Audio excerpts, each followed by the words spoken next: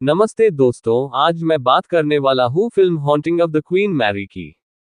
Haunting of the Queen Mary 2023 की movie है। ये एक सेवानिवृत्त ब्रिटिश समुद्री जहाज पर आधारित है जो दुनिया में सबसे प्रेतवाधित स्थानों में से एक बन गया है। क्वीन मैरी जहाज यह 1936 से 1967 तक चलता रहा और फिर कैलिफोर्निया के लॉन्ग बीच में लंगर डाला गया, जहां ये स्थायी रूप से बना हुआ है। यह जहाज निस्संदेह इतिहास में बहुत महत्व रखता है और असाधारण गतिविधियों के लिए हमेशा विवादास्पद रहा है, जो बड़े पर्दे के लिए बिल्कुल उपयुक्त दिखता है। ये सब 1938 के दृश्यों से शुरू होता है, जब सेवानिवृत्त ब्रिटिश शानदार समुद्री जहाज आरएमएस क्वीन मैरी उत्तरी अटलांटिक महासागर के माध्यम से अपनी यात्रा के बीच में है। जबकि कुछ यात्री अभी भी अपने जीवन का आनंद ले रहे हैं, जहाज पर क्रू मेंबर्स के कुछ समूह पास में होने वाली एक असामान्य घटना के बारे में बात कर रहे हैं।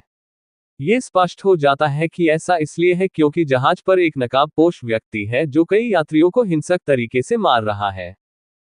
पहली बार पकड़े जाने और जेल में बंद होने के बाद भी वह अपनी छोटी बेटी की मदद से फिर से भागने में सफल हो जाता है। फिर सब कुछ वर्तमान समय में बदल जाता है, जहां एनी काल्डर नाम की एक महिला अपने बेटे लुकास के साथ कैलिफोर्निया के लॉन्ग बीच की ओर जा रही है।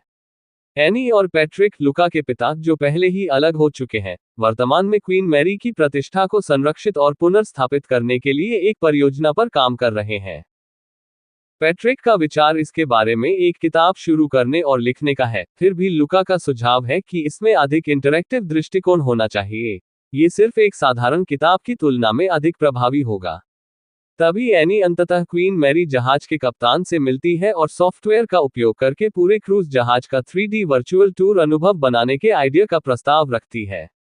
जबकि एनी कप्तान को आइडिया प्रस्तुत करने में व्यस्त है, लुकास अपने पिता के साथ जहाज के भूतः दौरों में से एक में शामिल होता है। ये यात्राएं विजिटर्स को जहाज के विभिन्न हिस्सों में मार्गदर्शन करती हैं और वहां होने वाली असाधारण घटनाओं के बारे में जानकारी प्रदान करती हैं। लेकिन ये तब अजीब हो जाता है जब लुकास बाकियों से अलग हो जाता है क्योंकि उसका मोबाइल फोन उसका ध्यान भटकाता है। वह अपना पसंदीदा कैमरा हाथ में लिए हुए अकेले ही चलना और अन्वेषण करना जारी रखता है। लुकास को लगता है कि वह उस समय अकेला नहीं है जब वह जहाज पर अपनी ही उम्र की एक युवा लड़की को देखता है। जब लुकास जहाज के अंदर एक पुराने स्विमिंग पूल के पास चल रहा था, तो उस पर अचानक नकाबपोश आदमी के भूत ने हमला कर दिया। हालांकि जिस युवा लड़की को उसने शुरू में देखा था वह उसे बचा लेती है और उसे स्विमिंग पूल में खींच लेती है। सौभाग्य से लुकास बच जाता है और अपने माता पिता से मिल जाता है और उसके बाद घर चला जाता है। हालांकि उसके आसपास अभी भी कुछ अलग और अजीब चल रहा है। कहानी लुकास की पारिवारिक खोज पार्टी से हटकर क्वीन मैरी जहाज पर एक पुरानी ऐतिहासिक यात्रा पर लौटती है। इसकी शुरुआत लुकास के समान परिवार से होती है, डेविड, उसकी पत्नी ग्वेन और उनकी छोटी बेटी जैकी। डेविड अपने परिवार का नेतृत्व करता है और वे दिखावा करते हैं कि वे कोई और हैं ताकि वे क्रूज जहाज पर चढ़ सके क्योंकि उनके पास निमंत्रण नहीं है। युद्ध से अपनी चोट को छुपाने के लिए डेविड हमेशा आधे चेहरे का मुखौटा पहनते हैं। वह जानता है कि एक जोड़े ने क्वीन मैरी के भव्य रात्रिभोज में शामिल होने की अपनी योजना रद्द कर दी है, और उसे यकीन है कि वह उनकी पहचान लेकर और उन्हें ये बताकर इसमें शामिल हो सकता है कि जैकी उनकी भतीजी है। डेविड और ग्वेन क्वीन मैरी के फैंसी डाइनिंग हॉल में सीट पाकर खुश हैं। उनकी सटीक पहचान या वे कहां से आते हैं, इसका फिल्म में कहीं भी खुलासा नहीं किया गया है। लेकिन उनके प्रत्येक चरित्र के बारे में कुछ विवरण दिए गए हैं, जैसे ग्वेन को हमेशा टैरो कार्ड पढ़ना पसंद था या उनकी बेटी एक नर्तक या अभिनेत्री बनने का सपना देखती थी। ये व्यक्तिगत रुचियां तब और अधिक समझ में आती हैं जब जैकी डाइनिंग हॉल में फिल्म निर्देशकों और अभिनेताओं के एक समूह के पास जाती है और उन्हें अपने नृत्य कौशल का प्रदर्शन करती है। निर्देशक संयोग से एक सेल्फ सेंटर्ड व्यक्ति निकला जो जैकी को मौका दिए बिना तुरंत अस्वीकार कर देता है। जिस तरह से निर्देशक ने जैकी से संपर्क किया वह डेविड को पसंद नहीं आया। जल्द ही वह उससे बात करने का अवसर लेता है, लेकिन हालात उनके पक्ष में नहीं दिख रहे हैं। मेन कपल, जिसे डेविड और ग्वेन ने रिप्लेस किया था, वह भी अचानक रूप से रात्रिभोज में आ जाता है और यह अधिकारियों को सचेत करता है कि क्या हो रहा है। वे डेविड से सवाल करते हैं और यहां तक कि संदेह भी करते हैं कि क्या उसने वास्तव में पहले युद्ध में सेवा की थी।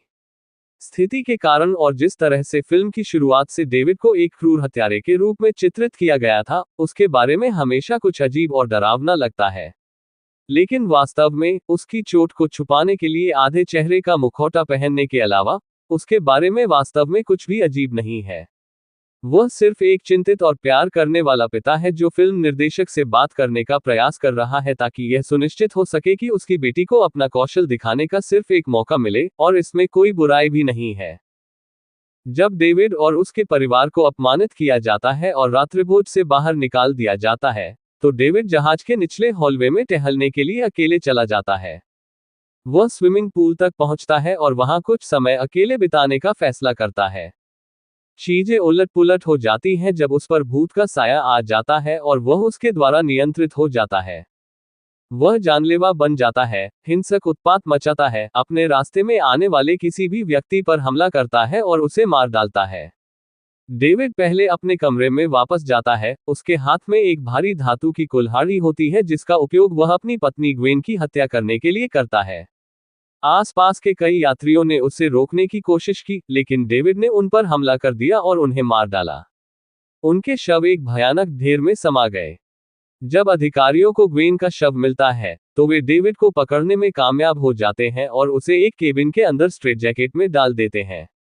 फिर भी, वह भागने में सफल हो जाता है क्योंकि जब उसकी बेटी जैकी उसे ढूंढ लेती है, तो वह अपने पिता की मदद करने से नहीं हिचकिचाती। लेकिन चूंकि जैकी यह समझने के लिए बहुत छोटी है कि भूत अभी भी उसके पिता को नियंत्रित करता है, डेविड जैकी को मार देता है और जहाज से भागने की कोशिश करता है। 1938 में जब जहाज पर हत्याएं हुई, तो जहाज के इंजन कक्ष में भी आपातकालीन स्थिति उत्पन्न हो गई। इंजन और मशीनों ने अचानक काम करना बंद कर दिया, जिससे यात्रियों में घबराहट फैल गई क्योंकि जहाज पलटने और डूबने वाला था। जिस तरह जहाज का बूढ़ा कप्तान संकट को रोकता है, वह डेविड में प्रवेश करने वाली आत्मा से संबंधित है।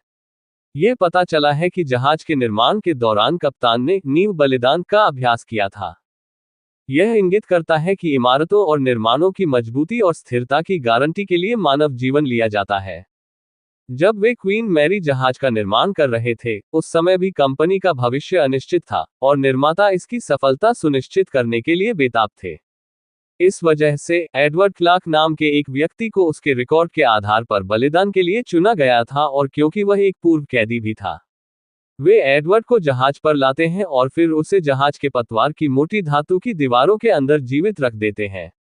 इससे उन्हें ये सुनिश्चित करने में मदद मिली कि जहाज मजबूत और अच्छी तरह से निर्मित है। दुर्भाग्य से, जहाज के इंजन में अप्रत्याशित रूप से खराबी आ गई, जिससे भाप बाहर निकल गई और बॉयलर रूम की दीवारों में विस्फोट हो गया। ये वह जगह हो सकती है जहां क्लार्क का शव रखा गया था। जैसे ही दीवारें ढहती हैं, क्लार्क जहाज छोड़ने के लिए उत्सुक होता है और स्विमिंग पूल के पास अपने शरीर को पाकर तुरंत भागने में सफल हो जाता है। ये डेविड का शव निकला, जो उस इलाके में अकेला है। जब क्लार्क की आत्मा डेविड के शरीर में प्रवेश करती है, तो वह हत्याएं शुरू कर देता है। क्लार्क की आत्मा के पीछे मुख्य उद्देश्य जहाज से भागना है। यही कारण है कि वह एक लाइफबोट में चढ़ने और जहाज से दूर जाने की कोशिश करने के लिए डेविड के शरीर में प्रवेश करता है और उसे नियंत्रित करता है। लेकिन क्वीन मैरी के पूर्व कप्तान सब कुछ जानते हैं। उनका मानना है कि यदि क्लार्क की आत्मा भागने में सफल हो जाती है, तो क्वीन मैरी जहाज नष्ट हो जाएगा और उसमें सवार सभी लोग मर जाएंगे। इस प्रकार कप्तान को लगता है कि एकमात्र समाधान डेविड को मारना है ताकि क्लार्क की आत्मा जहाज से भागने में सक्षम न हो सके। कैप्टन डेविड को गोली मारने में सफल हो जाता है, जिससे उसकी मृत्यु हो जाती है, लेकिन जो कुछ भी हुआ उससे वह परेशान हो जाता है, इसलिए वह अपने केबिन में अपना जीवन समाप्त कर लेता है। वर्तमान समय में क्वीन मैरी जहाज पर सभी अनगिनत भूत प्रेत उसके इतिहास के समान ही हैं, और प्रत्येक भूत जहाज से भागना चाहता है।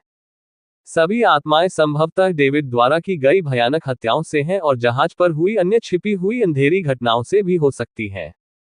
वर्तमान समय में परिवार सीधे तौर पर क्वीन मैरी से प्रभावित होता है जब जैकी की आत्मा लुकास को बचाती है। डेविड की आत्मा ने लुकास पर हमला किया, लेकिन जैकी उसे पूल में खींचने में कामयाब रही। हमें यह उम्मीद नहीं है कि लुकास को बचाने के अलावा लड़की के अपने इरादे भी हैं। जहाज पर फंसे सभी भूतों की तरह जैकी भी भागना चाहती है।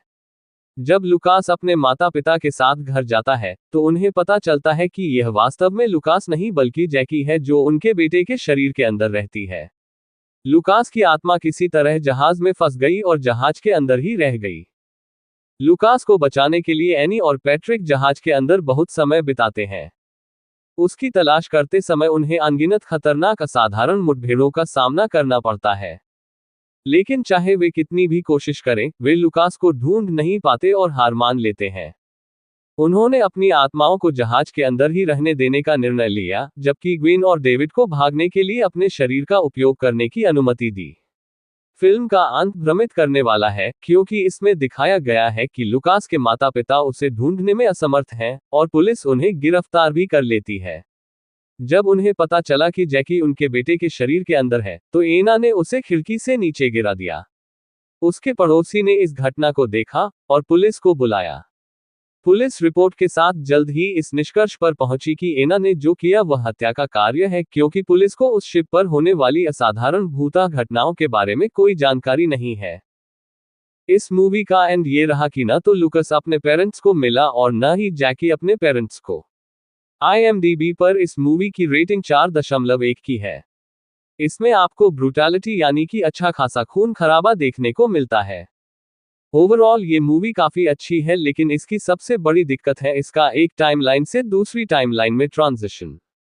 ये ट्रांजिशन इस मूवी को बहुत कंफ्यूजिंग बना देता है देखने वाले के लिए, जिसकी वजह से ये मूवी इतनी आसानी से समझ नहीं आती। ये काफी कॉम्प्लिकेटेड है समझने के लिए। तो दोस्तों, मैं उम्मीद करता हूँ आपको ये जानकारी पसंद आई होगी। अगर आपको कहानी पसंद आई तो मेरे चैनल को लाइक एंड सब्सक्राइब करें और अपना सपोर्ट दें। मेरे चैनल पर और भी इंटरेस्टिंग मूवीज की जानकारियां आपको मिलेंगी, तो सब्सक्राइब करें। जय श्री राम।